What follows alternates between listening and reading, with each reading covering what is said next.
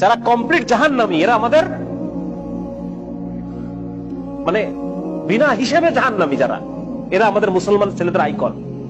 হ্যাঁ, মেসি কি জান্নাতি? জান্নাতে যাবে? মেসি যদি এখন এই অবস্থায় মারা যায়, তাহলে ও কিভাবে আমার আইকন হয়? আমি ওর নামের লেখা টি শার্ট পরে কিভাবে ঘুরি? তার প্রতি আমার ভালোবাসা কিভাবে জন্মায়? কিভাবে জন্মায়? আমি তো মুসলমানের সন্তান। আমার আইডল হওয়ার কথা ছিল মুহাম্মদ রাসূলুল্লাহ সাল্লাল্লাহু আলাইহি ওয়াসাল্লাম। আমার আইডল হওয়ার কথা ছিল আবু বকর, ওমর, খালিদ ইবনে ওয়ালিদ, মুহাম্মদ বিন কাসিম, হ্যাঁ, মাহমুদ গজনবী, এরা আমাদের আইডল হওয়ার কথা ছিল। আজকে আমাদের আইডল কারা? যারা বিনা হিসেবে জাহান্নামী।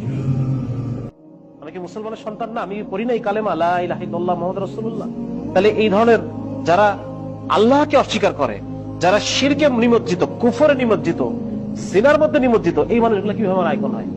এজন্য এইটা মনে করার কোনো কারণ নাই যে আমি এখন আমার যে যৌবন কাল, এটা আমি যেভাবে ইচ্ছা সেভাবে চলবো, বৃদ্ধ বয়সে গিয়ে আমি ভালো হয়ে যাবো।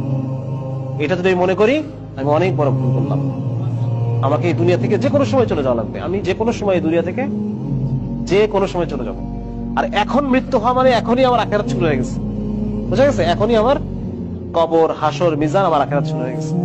যার কারণে এটা, এই ভুল থেকে আমাদের উঠতে হবে এবং মুসলিম হিসেবে আমাকে নিজেকে চিনতে হবে যে আমি সবার আগে একজন কি, সবার আগে আমি একজন মুসলমান। আমি আল্লাহ তাআলার বান্দা। আর বান্দা মানে আমাকে আল্লাহ তাআলার প্রত্যেকটা হুকুম ফুলফিল করতে হবে, আল্লাহর আদেশগুলো আমার মানতে হবে।